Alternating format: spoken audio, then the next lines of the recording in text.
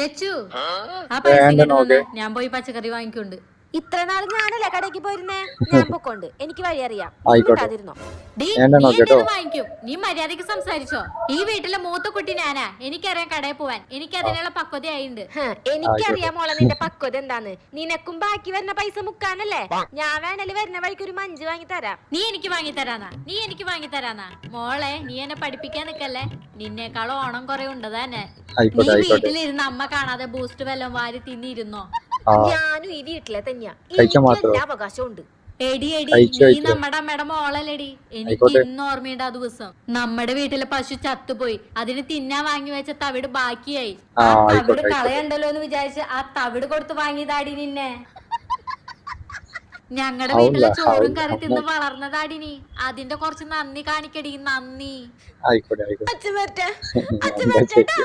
ഇതിനുള്ള